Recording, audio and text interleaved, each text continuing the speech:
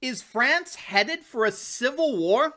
That is what we're going to be exploring in this video. We're going to be taking a look at an open letter signed by 25 retired generals and 1,000 military personnel that's created a firestorm in France, openly calling for a military coup, how the nationalist right, led by Marine Le Pen, is openly endorsing the letter, and why France is indeed experiencing a national shakeup right to its very core. You're not going to want to miss this. Greetings, everyone.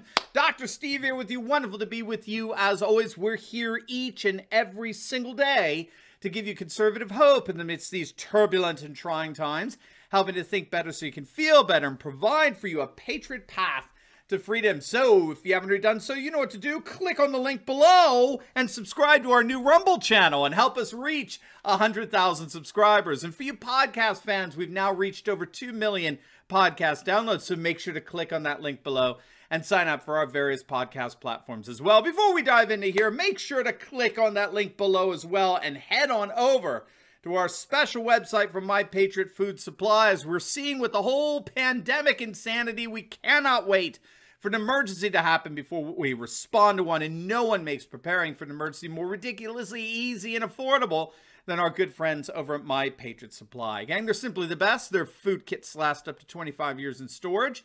They include breakfast, lunches, and dinners, and if you act now, you're going to save $50 off a full 4-week emergency food supply when you click on that link below right now. So do not wait. I've got my food supply. Make sure you get yours. Click on that link below or go to preparewithsteve.com and save $50 off your very own 4-week emergency food supply today. All right, gang, let's dive right in here. We've got some astonishing news coming out of France. 25 retired generals and upwards of 1,000 ex-officers and current military service personnel have created a political firestorm in France with the publication of an open letter warning the French people that if the military does not take over France, the incompetence of French President Macron is going to result in the inevitable disintegration of the nation at the hands of militant Islamists. The open letter comes on the heels of the fatal stabbing attack of a policewoman in Paris.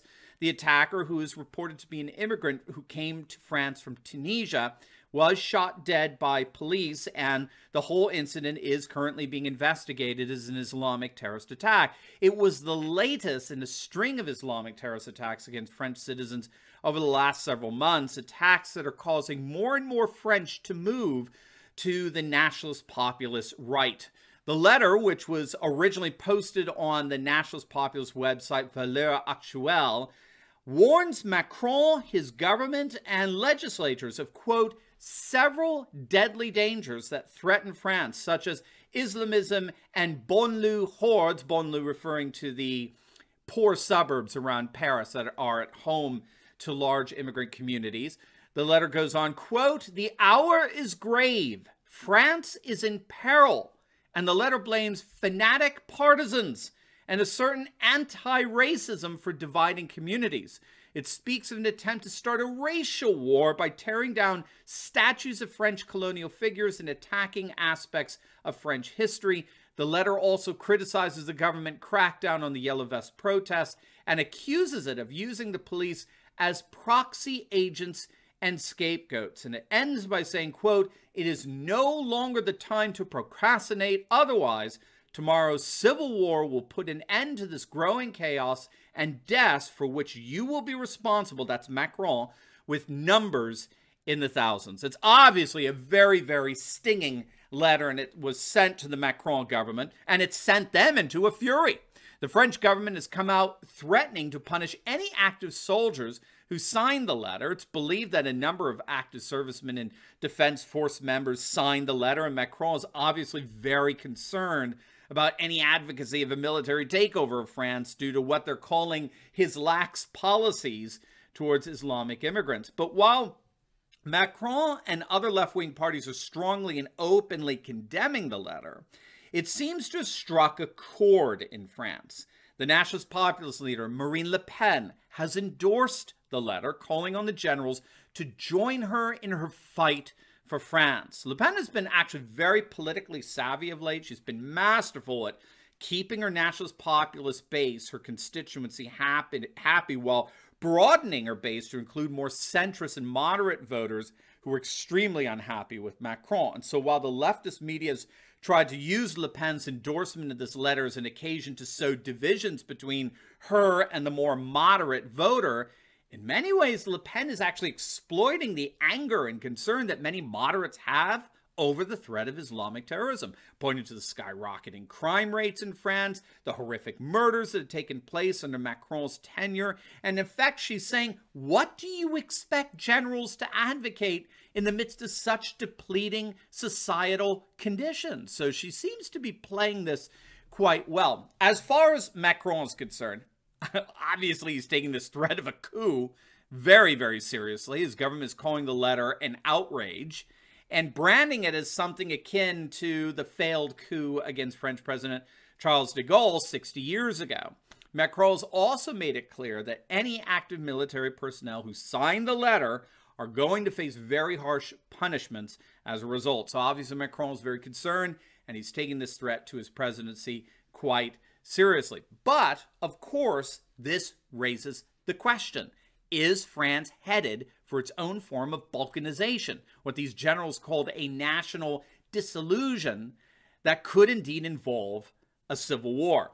Well, before we get into that, what do you think of this shirt, right? DJ Trump in the house? Well, we got plenty of these where they came from. If you click on that link below, you can check out our awesome merch that celebrates the worldwide patriot movement that's rising up all over the globe. Summer's just around the corner, and what could be better than getting your own t-shirt and sporting this awesome apparel that identifies us as united patriots all over the world? We got all kinds of pro-Trump gear. We got Patriot iPhone cases. We got George Orwell 1984 quotes. We got anti-big tech tyrant shirts, you name it. And we together can wear these shirts with pride, reminding people everywhere that our freedom is not for sale. So make sure to click on that link below today and find some super awesome swag for yourself, for your friends, for your loved ones. And let's wear together a sign for all the world to see that the worldwide patriot movement is stronger than ever. So, is France headed for its own civil war?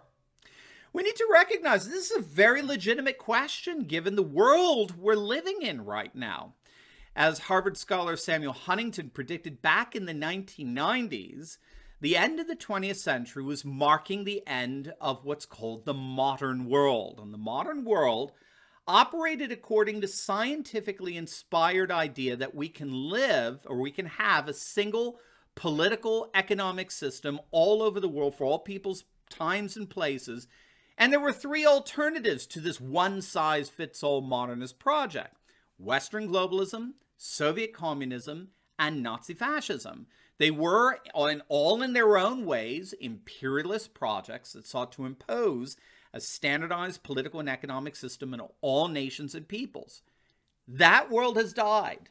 And in its place, we're seeing the rise of what scholars call a postmodern world, where more and more populations are returning to nation culture, custom, and tradition as the basis for a flourishing social order. So even before Sam Huntington, back in the 1970s, you had the French sociologist Michel Maffesoli predicting that the world was indeed becoming more and more what he called neo-tribalist. Neo-tribalism is the notion that the world is slowly but surely reorganizing around racial and ethnic identities. And the basic argument here is that with the death of liberal globalism, which has been collapsing now for at least the last 3 decades, with the inevitable death of liberal globalism, the world is basically fracturing. Okay, it's breaking up, and populations are increasingly reorganizing themselves around their own shared identity markers, such as nation, culture, custom, ethnicity, race.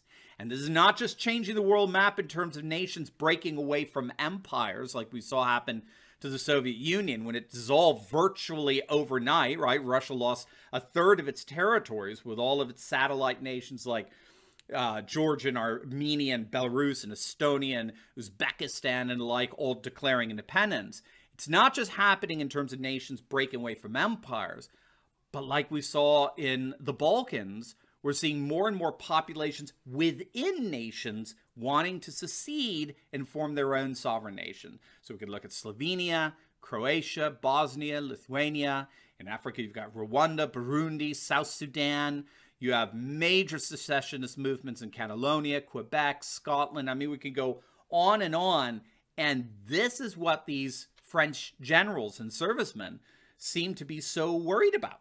According to Pew Research, the Islamic population of France is reaching 10%. There's some dispute as to precisely what the percentage is, but regardless, the failure of so many French Muslims to assimilate effectively into the larger French society and culture is foregrounding precisely these kinds of concerns that were not only predicted decades ago by scholars such as Huntington and Mafusali, but indeed appear to be coming true right before our very eyes. This is what these generals are so concerned about, and they believe that Macron, being a globalist, doesn't understand the very real threat that the nation of France is under right now. You see, the problem that with globalists is they fail to understand the importance of culture and cultural identity to the human person. For example, do you remember how House Minority Leader Kevin McCarthy responded to the America First Caucus platform? Are you familiar with that? The America First Caucus platform talked about the importance of preserving Anglo-Saxon culture.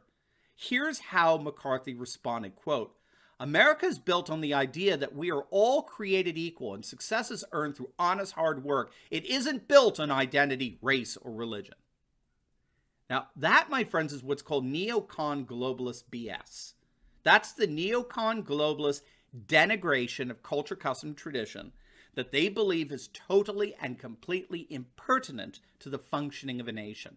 And what made President Trump and the MAGA movement so awesome is that both recognize that without a vibrant culture, you're not going to have a civic nationalism that holds the nation together. And hence, we're going to balkanize. We're going to, according to this French letter, we're going to go through a dissolution without a vibrant cultural civic nationalism. We're going to dissolve into competing tribalisms and, ethno-nationalisms and break the nation apart. That is what these retired French generals appear to be so concerned about. And it is a concern that is definitely well-founded. Now, before you go, make sure to like this video, comment down below, subscribe to my channel. Definitely click on that link below and check out our awesome merch. And you'll definitely want to check out my latest video I just uploaded on bumbling Biden, delivering an absolutely disastrous congressional address, all as Senator Tim Scott destroys leftist liberals. You're not going to want to miss it, so make sure to click on the link, and I will see you over there. God bless.